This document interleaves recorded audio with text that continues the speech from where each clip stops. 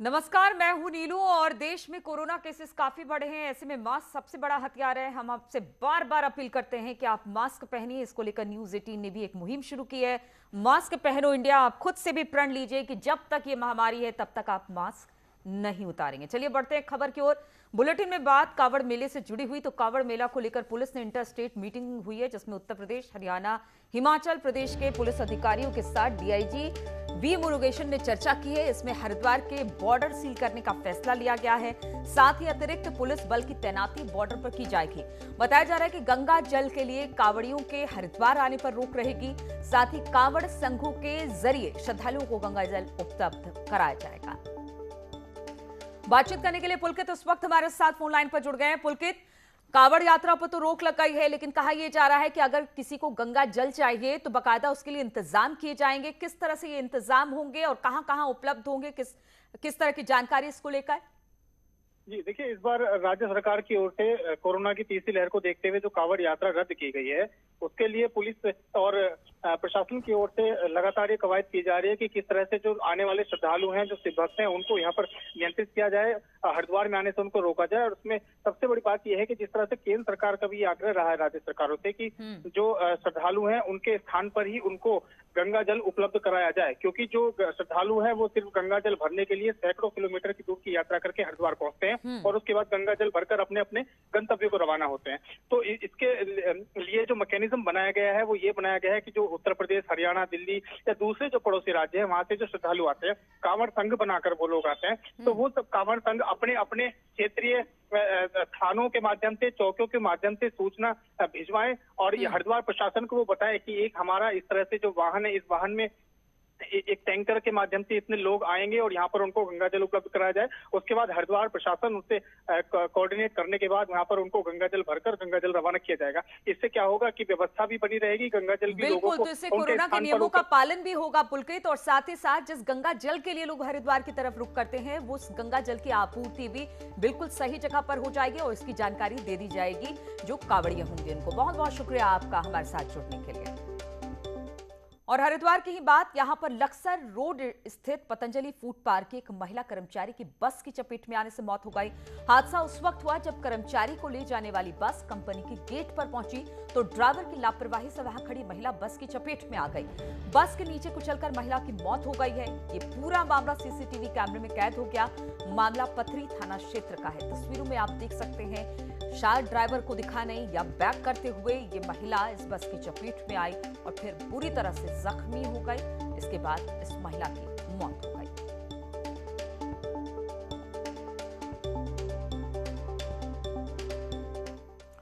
और अब बुलेटिन में बात पहाड़ पर बारिश राज्य की।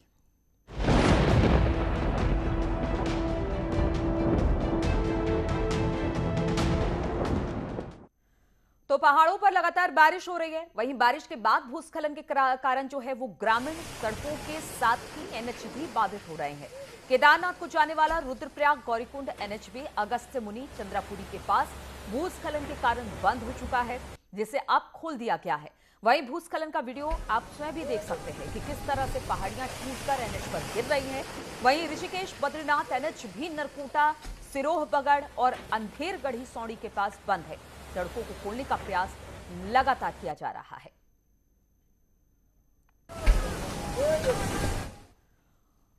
और हल्द्वानी के गौला पार में सूखी नदी अचानक उफान पर आ गई। इसी दौरान नदी को पार करते हुए विजयपुर गांव को जा रही एक मैक्स गाड़ी नदी के उफान में फंस गई, जिसमें ड्राइवर की सांसें अटक कर रह गई। गनीमत यह रही कि इसी दौरान एक ट्रैक्टर सवार भी नदी पार कर रहा था, जिसकी वजह से मैक्स ड्राइवर की जिंदगी बच गई। नदी में फंसी गाड़ी को देख आसपास के ग्रामीण भी वहां पर जुट गए। बाद में किसी तरह से उफनाती नदी के बीच गाड़ी को ट्रैक्टर के सहारे बाहर निकाला जा सका। और बातचीत करने के लिए हमारे साथ शैलेंद्र नेगी हल्द्वानी से जुड़ गए हैं। शैलेंद्र, गौला नदी की बात की जाए, अमूमन ये सूखी रहती है, लेकिन इस बरसात में हम हालात देख रहे हैं, जो तस्वीरें सामने आ रही है, कितनी मुसीबत यहाँ के लोगों को।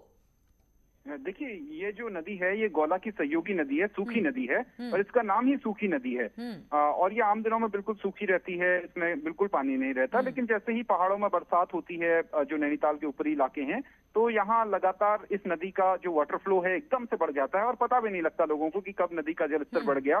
तो ऐसे में अचानक आज भी यही हुआ कि जो एक कार सवार है ये नदी को पार कर रहा था और सामने विजयपुर गांव है, क्योंकि विजयपुर गांव को जोड़ने के लिए कोई पुल नहीं है, शहर से जोड़ने के लिए कोई पुल नहीं है, लिहाजा लोगों को आम दिनों में इसी नदी को पार करके, इसी में सड़क बनाई हुई है, वो इसी को पार करके लोगों को जाना पड़ता है। जो स्थायी सड़क है उसी को पार करके जाना होता है। तो ऐसे ही ग्रामीण अपनी कार लेकर के जा रहे थे, लेकिन तभी अचानक नदी का उफान आ गया और आप देख सकते हैं कि विजुअल्स में किस तरीके से ये पूरी की पूरी कार जो है वो नदी में फंस गई। लेकिन ट्रैक्टर सवार ने किसी तरीके से ट्रैक्टर से खींच कर इस कार को बाहर निकाला गया। कार में 2 लोग सवार थे जो पूरी तरीके से सुरक्षित हैं। लेकिन ये हर बार की कहानी है और विजयपुर गांव के लोग लंबे समय से डिमांड कर रहे हैं कि उनके यहाँ एक पुल का निर्माण किया जाए।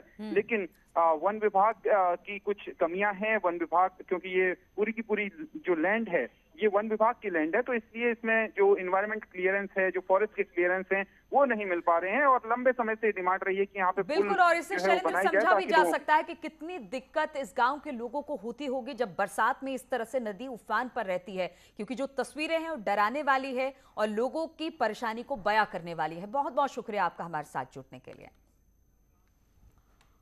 और सोमवार को टिहरी के सीमांत मेट गांव में बादल फटने से भारी नुकसान हुआ और 10 से ज्यादा घरों में मलबा घुस गया, जिसके बाद एडीएम की अध्यक्षता में आज अधिकारियों की टीम आपदा राहत कार्यों का जायजा लेने उन्हें भेजा गया है। टीम वहां पर नुकसान का भी आंकलन करेगी। हालांकि मेट गांव में बादल फटने से कोई भी जनहानि नहीं हुई है, लेकिन एक शख्स मामूली रूप से घायल हो गया है। वहीं आपदा राहत और एसडीआरएफ की टीम मौके पर है और घरों में मलबा हटाने का प्रयास लगातार हो रहा है। 8-10 परिवारों के आंगन में मलबा आया है। 2 परिवारों के घर के अंदर भी पानी मलबा घुसा है। आज हमारी जो है प्रशासन की टीम, एडीएम साहब और सभी जिला स्तरीय अधिकारी वहां पर जो है मौका मुआयने के लिए, क्षति के आकलन करने के लिए। और लगातार बारिश के चलते राज्य में 100 से ज्यादा सड़कें बंद हैं और इसमें कई एनएच भी शामिल है। बीते रोज कई सड़कों को खोला गया, लेकिन लगातार सड़कें बंद होने का सिलसिला जारी है। 4 धामों को जोड़ने वाले नेशनल हाईवे की बात करें तो यहां पर इस साल 17 नए लैंडस्लाइड जोन एक्टिव हो गए हैं। हरबटपुर बड़कोट नेशनल हाईवे में बोसान, डैम टॉप और सुमन क्यारी लैंडस्लाइड जोन है, तो वहीं ऋषिकेश बद्रीनाथ हाईवे में तोता घाटी, सिरोबगढ़, फरासूर लैंडस्लाइड जोन है। वहीं केदारनाथ रूट पर बांसवाड़ा, कुंड और मनकुटिया में लैंडस्लाइड जोन है। पीडब्ल्यूडी का कहना है कि राज्य में 374 मशीन इस वक्त तैनात है, लेकिन बारिश लगातार मुश्किलें बढ़ा रही है।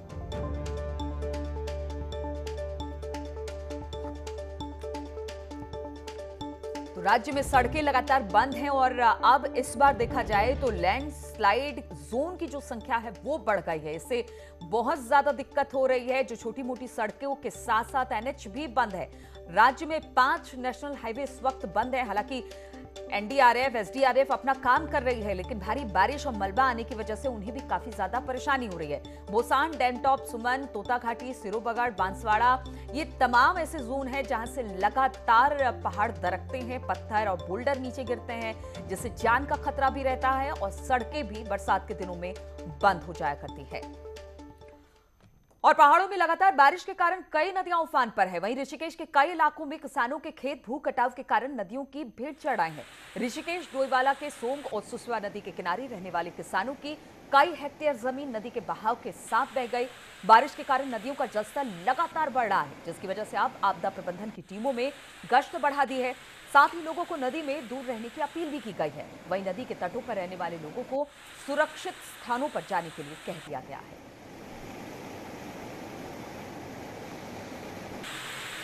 जो हमारे क्षेत्र के सभी कार्मिक हैं उनको निर्देशित किया गया कि सभी लोग अपने अपने क्षेत्रों में बने रहेंगे। कहीं भी कोई ऐसी अप्रिय घटना होती है तो उसकी सूचना हमें तुरंत मिल जाए और तुरंत वहाँ पे हम रेस्क्यू कार्य प्रारंभ कर सकें। इसके अलावा जो नदी के किनारे जो निवास करने वाले लोग हैं उनको भी ये निर्देशित किया गया कि वो नदी के किनारे बस्तियाँ जो हैं वो खाली करके सुरक्षित स्थानों पर चले। और टेरी से खबर है, जहां पर भारी बारिश के कारण अलगाड़ नदी पर अस्थायी पुल बह गया है। अस्थायी पुल छनाड़, भूनिया, थान सारी तोप को जोड़ता है। बता दें कि स्थानीय लोगों ने 2013 में लोहे के पाइप और बल्लियों से पुल को बनाया था। वहीं पुल के बह जाने से स्थानीय लोगों की मुश्किलें अब बढ़ गई है।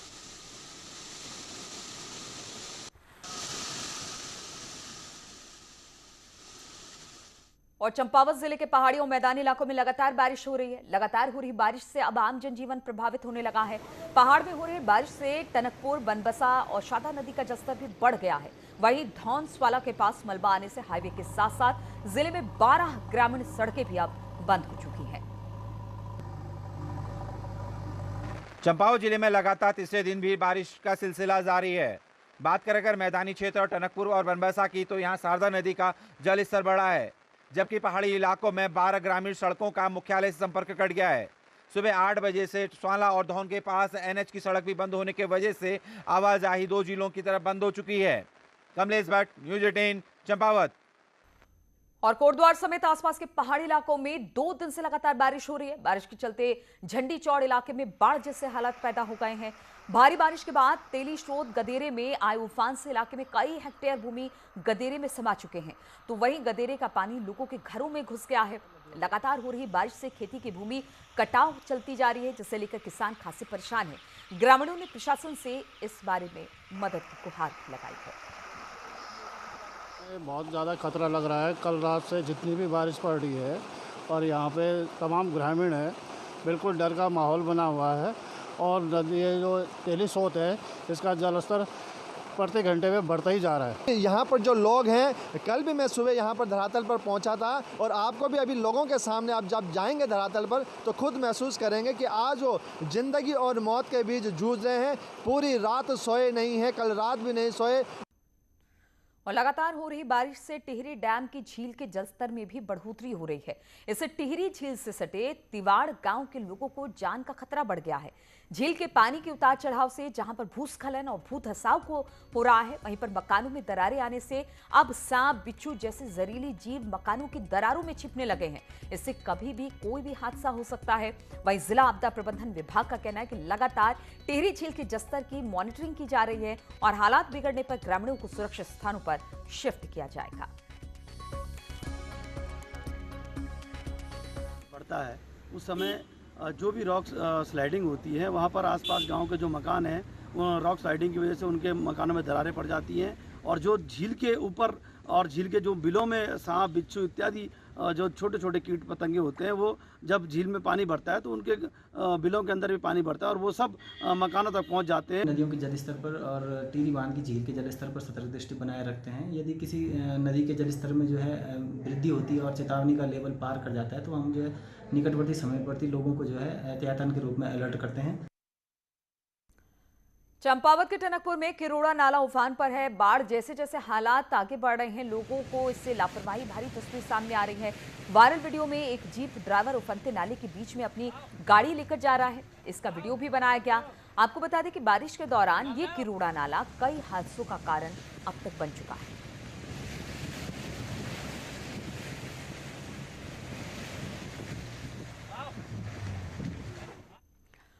तो उत्तराखंड में बारिश से हाल बेहाल है और अगले 24 घंटे भी राहत नहीं मिलने वाली है। मौसम विभाग ने एक बार फिर से तेज बारिश का अलर्ट जारी किया है। गढ़वाल और कुमाऊं दोनों ही रेंज में खूब बारिश होगी। मौसम विभाग के मुताबिक पहाड़ी जिलों में भारी बारिश होगी और ऊंचाई वाली जगहों पर भारी से भारी बारिश हो सकती है। इसके लिए सभी विभागों को अलर्ट कर दिया गया है। बारिश की वजह से एक बार फिर से लोगों की परेशानी बढ़ने वाली है।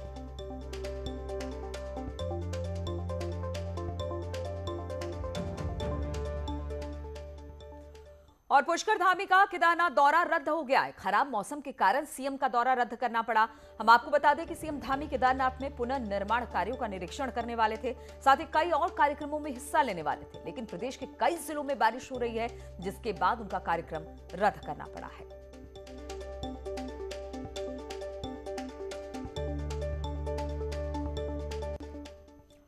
और प्रदेश में बड़े स्तर पर प्रशासनिक फेरबदल के बाद देहरादून के नए डीएम ने आज पदभार संभाल लिया। देहरादून के डीएम रहे आशीष श्रीवास्तव की जगह आर राजेश कुमार को नया डीएम बनाया गया है। बता दें कि फेरबदल में नीरज खैरवाल को रोडवेज के एमडी की जिम्मेदारी दी गई है और दीपक रावत को यूपीसीएल का एमडी नियुक्त किया गया है।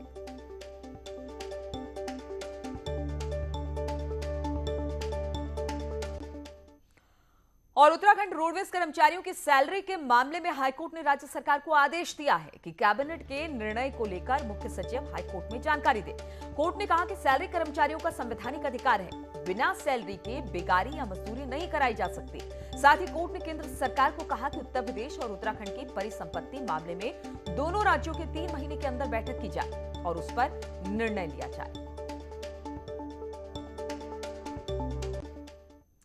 और विकासनगर से खबर है, जहां के छिबरो पावर टनल में लापता हुए 2 मजदूरों की खोजबीन में जुटी एसडीआरएफ को खोदरी पावर चैनल से मानव अंग मिले हैं, जिसकी वजह से अंदेशा ये लगाया जा रहा है कि ये अंग छिबरो में लापता हुए मजदूरों के हो सकते हैं, जिन्हें पुलिस ने कब्जे में लेकर डीएनए जांच के लिए भेज दिया है। दोनों मजदूर शनिवार से लापता चल रहे थे। दोनों लोग टनल के अंदर पेंटिंग का काम कर रहे थे। माना जा रहा है कि गैस के चलते बेहोशी में वो टनल के अंदर बहते पानी में जा गिरे, जिसकी वजह से एसडीआरएफ और पुलिस छिबरो के साथ साथ खोदरी में भी सर्च ऑपरेशन चला रही थी, क्योंकि छिबरो पावर टनल का दूसरा सिरा 6 किलोमीटर दूर खोदरी पावर टनल पर मिलता है। पानी में कुछ मानव अवयव मिले हैं, उनको जो है कब्जे में लिया गया है, सील कर दिया गया है और इसको सैंपलिंग कर डीएनए टेस्ट कराया जाएगा और बाकी उसमें पंचायतनामा पोस्टमार्टम की कार्रवाई की जा रही है। और रुकेंगे यहाँ पे छोटे से ब्रेक के लिए, फौरन हाजिर होते हैं।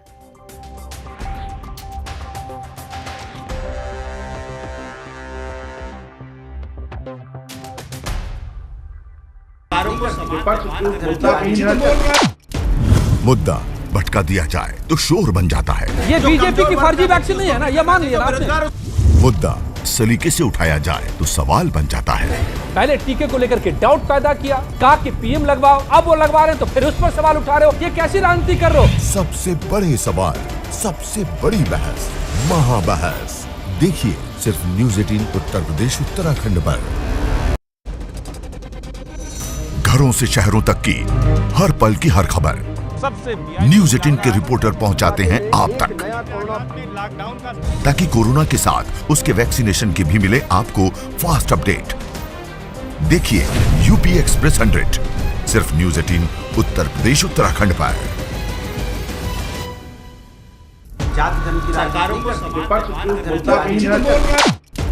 मुद्दा भटका दिया जाए तो शोर बन जाता है। ये बीजेपी की फर्जी वैक्सीन नहीं है ना, ये मान लिया आपने। मुद्दा सलीके से उठाया जाए तो सवाल बन जाता है।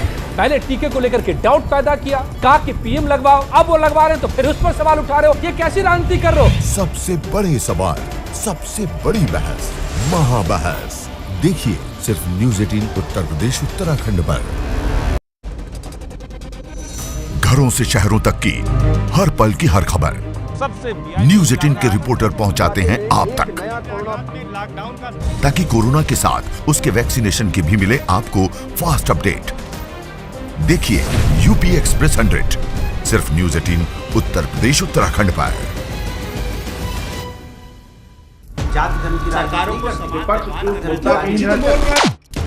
मुद्दा भटका दिया जाए तो शोर बन जाता है। ये बीजेपी की फर्जी वैक्सीन नहीं है ना, ये मान लिया आपने। मुद्दा सलीके से उठाया जाए तो सवाल बन जाता है। पहले टीके को लेकर के डाउट पैदा किया, कहा कि पीएम लगवाओ, अब वो लगवा रहे हैं तो फिर उस पर सवाल उठा रहे हो, ये कैसी राजनीति कर रहे हो? सबसे बड़े सवाल, सबसे बड़ी बहस, महाबहस देखिए सिर्फ न्यूज़ 18 उत्तर प्रदेश उत्तराखंड पर। घरों से शहरों तक की हर पल की हर खबर न्यूज़ 18 के रिपोर्टर पहुंचाते हैं आप तक, ताकि कोरोना के साथ उसके वैक्सीनेशन की भी मिले आपको फास्ट अपडेट। देखिए यूपी एक्सप्रेस 100 सिर्फ न्यूज़ 18 उत्तर प्रदेश उत्तराखंड पर।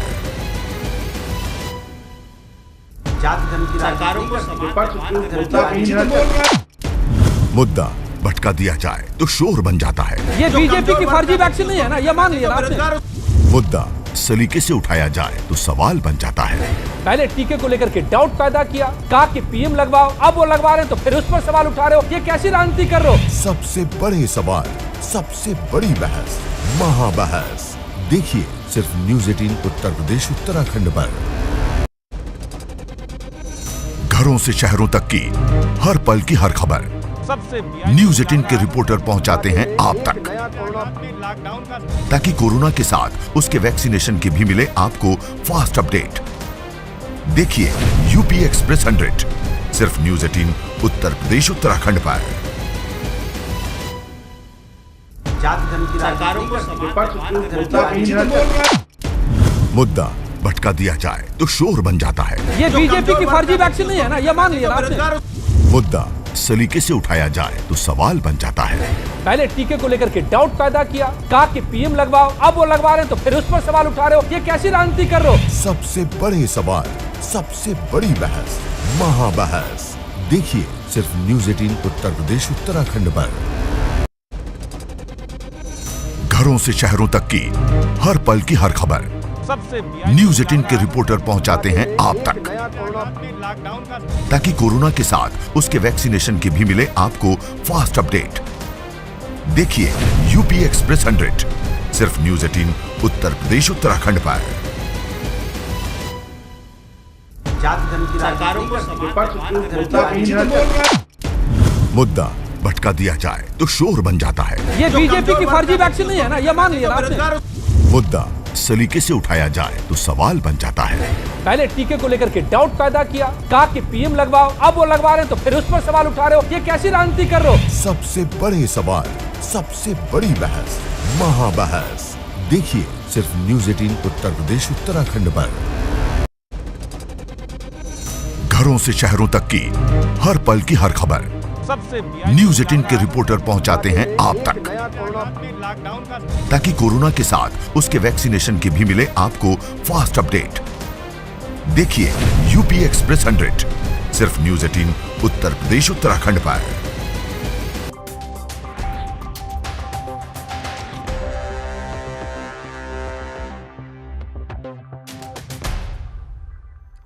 और फरवरी महीने में चमोली के रेडी गांव में आई आपदा को लेकर आज लोकसभा में केंद्रीय गृह राज्य मंत्री नित्यानंद राय ने लिखित जवाब दिया।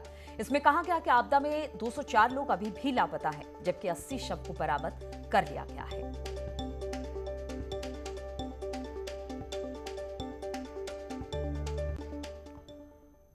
और एक तरफ राजनेता फ्री बिजली के दावे कर जनता को लुभाने की कोशिशों में लगे हैं, तो वहीं दूसरी तरफ ऊर्जा विभाग के कर्मचारी अपनी 14 सूत्रीय मांगों को लेकर 27 जुलाई से हड़ताल पर जाने की बात कर रहे हैं। सैकड़ों की संख्या में कर्मचारी देहरादून ऊर्जा भवन पहुंचे और सत्याग्रह आंदोलन किया। आपको बता दें कि वेतन विसंगति, ग्रेड पी, समान कार्य समान वेतन, प्रमोशन जैसे 14 सूत्रीय मांगों को लेकर ऊर्जा कर्मचारी संगठन लंबे समय से आंदोलन कर रहे हैं, लेकिन शासन और सरकार से वार्ता के बाद भी मांगों का अमल अब तक नहीं हुआ है, जिससे कर्मचारी नाराज हैं, जिसके चलते अब कर्मचारियों ने 27 जुलाई से अनिश्चितकालीन हड़ताल की घोषणा कर दी है।